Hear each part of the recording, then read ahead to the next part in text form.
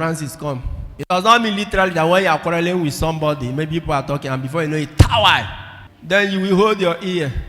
And if you slap somebody like this, he say, turn the other cheek, or you turn. Can I slap the same distance? For me to slap this cheek, I need to give him backhand, right? Backhand in Hebrew, in the Jewish culture, means insult.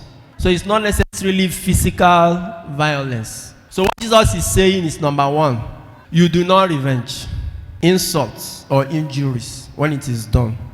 Jesus is not saying that if you are quarreling with somebody, now if I'm quarreling with him and I know that he's a hot tempered person, I know he can strike me, and I know that if he strikes me, it's not that he can beat me in fight too. I feel kill himself. Do you understand? What Jesus is saying, that you as a Christian should take measure to ensure that you do not escalate violence, and where it happens, do not meet violence with violence. Rather, try to do what? Sue for peace. And one of the ways to sue for peace is through what? Forgiveness. So if by mistake I was not aware, this guy slaps me, I know they turn to the other cheek, I will go back. You shift back. Now, why did you slap me? Now, you remember when Jesus was slapped now. So you don't take this literally. When Jesus was slapped in the high court, in the chief priest court, you remember when he was caught? He was slapped now, remember. Did he turn the other cheek? He rather said to the guy, say, nah, why are you slapping me? I'm sure he stepped back so that the guy will not give another one.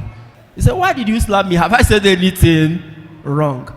So it is not literal that Jesus is speaking, that when somebody slaps you, you say, in the name of the Father, Son, and the Holy Spirit, I bet slap me the other one so that I will go to heaven. No, that's not what Jesus is saying.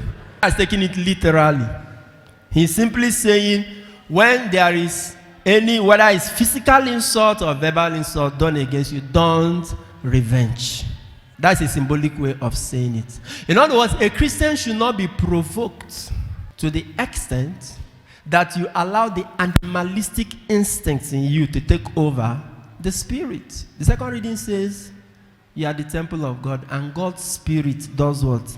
Lives inside. Whether it's by words or by action, that prayer, all my enemies will die by fire. Number one, is a useless prayer. Number two, God does not listen to that prayer. Stop wasting your time.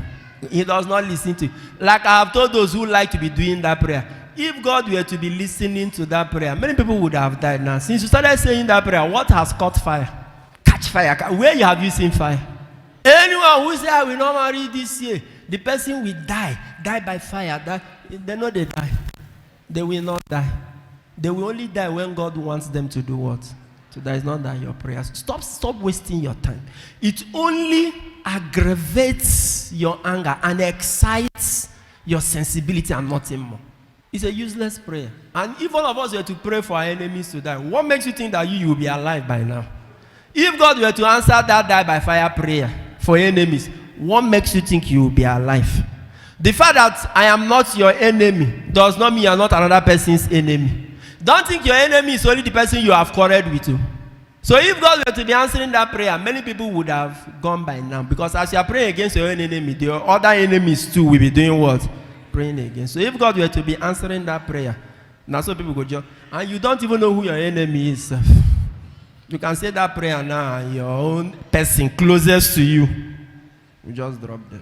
Sign up with the largest community of Catholics online. Meet new friends, chat, post pictures and videos, make and receive audios and video calls, interact with lots of priests and religions. Download the app from Google Play Store.